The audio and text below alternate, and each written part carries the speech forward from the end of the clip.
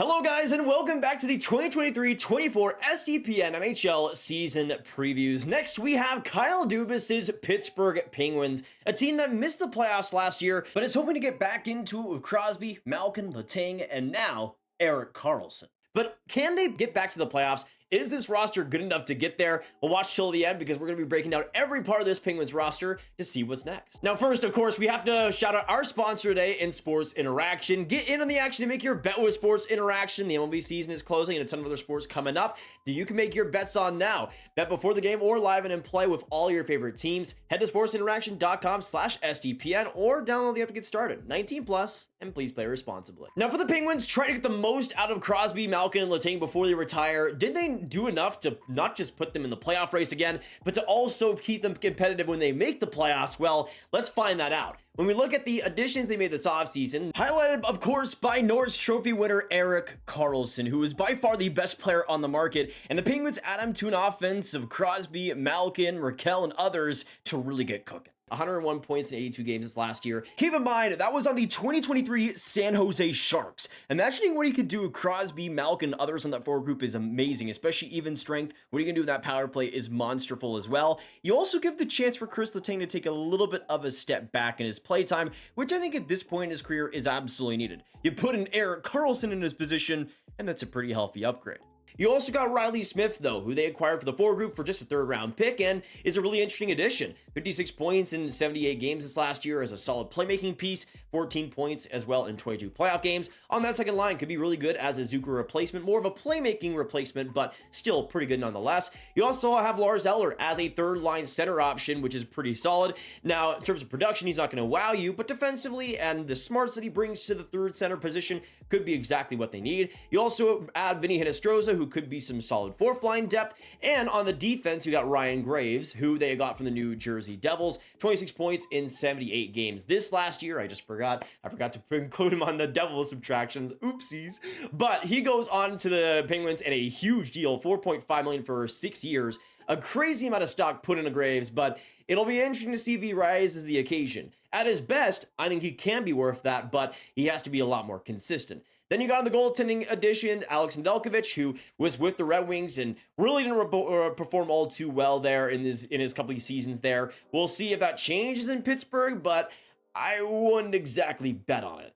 Then we go on to the subtractions, which, of course, headlined by Jason Zucker. He's a player that will be a loss for them, especially in the goal-scoring department. 27 goals in 78 games, and alongside Malkin was the perfect finisher for him. That's going to be a huge loss for him. They also lose Danton Heinen, who I think is a pretty underrated player. Still hasn't been signed by anybody, which I think is crazy. 22 points in 65 games this last year as a middle six piece. You also lose Nick Bonino, who, of course, they ended up getting for just 3 games last year. Not that much of a surprise. And they lose Brian Dumoulin on that defense. He goes to Seattle on a multi-year deal. 25 points in 82 games. Some consistency that is gone now from that Pittsburgh back end, but it was probably about time. You also lose a little bit of depth in that Erik Karlsson trade, getting rid of Mikael Granlund, Jan Ruda, and Jeff Petrie as, I guess, the big one, who still was decent in his time with Pittsburgh, even if it definitely was a fall-off from his time in Montreal, but still nothing all too crazy. You also, of course, received Rem Pitlick, who we'll see if he's on that fourth line, I guess is an offseason acquisition, but not too consequential. I think, though, even though you lose some depth, you add Erik Karlsson. What's not to love? Now, when we look at the Penguins and their stock heading into next season, if they're going to make the playoffs, 3 players really come to mind as vitally important to get them to that position. For the first player to watch for this Penguins team, I got Brian Rust, who is 31 years old right now, and in 2022, got 58 points in 6 games, over a point per game in the first round. This last year, though, in an 81-game season, got 46 points. And to me, I think for Rust, a big reason why the Penguins offense wasn't nearly as potent was Rust's decline, was the inconsistency there. And even though he was healthy and that was good to see, more production out of him is going to be greatly expected. And especially on that top 6, Rust coming up big, being around a point per game again, would be huge for that offense. Now on to my second player to watch. We're going to go on to the defense here and go on to their new signing in Ryan Graves, who last year in New Jersey, again, I think was largely fine and didn't put up the results or really the consistency that you would have really wanted on the back end. He was fine, but made a lot of sense for New Jersey to get rid of, and to me, he needs to be a lot better than he was in New Jersey if he's going to fill those minutes and fill them well.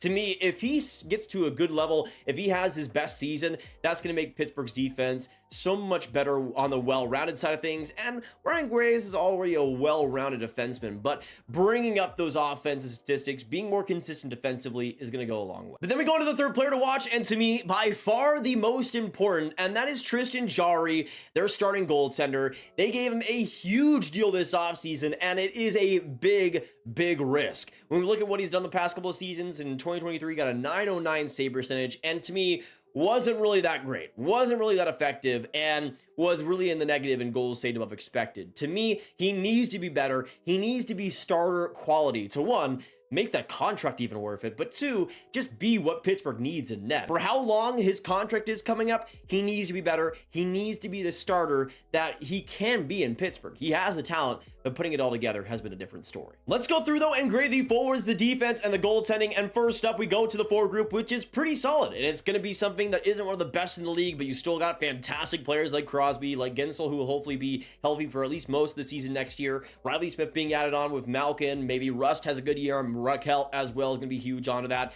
The bottom six, I think, is kind of the thing that holds it back a little bit for me. Lars Eller as a third line center is fine, but not amazing. And the fourth line is kind of just there. That bottom six is okay, but I think it definitely could be a lot better. I get the forward group a B as of right. And then we go into this Penguins defense, which actually looks pretty interesting. With, of course, Erik Karlsson being added on, you have two quality offensive D in Karlsson and Letang, who could both bring out the best in each other. You also got Ryan Graves, who adds some good versatility and hopefully a solid overall game that will bring some good stability. As of right now, though, still Chris Letang is chugging along. Marcus Pettersson had a great year. But to me, this Penguins defense does bring a good mix of offense and defense, and not really a lot of holes either. I'm going to give it a straight A. And then we go into the goaltending, which to me is definitely the biggest weakness. Not a humongous weakness, because I do think Jarry could be better next year, but it's definitely not a goaltending tandem that sparks much inspiration. If Jarry has a huge rebound year, that would be huge for them, but I think as of right now, of how these goalies have performed, it's largely okay. I give the goaltending tandem a C+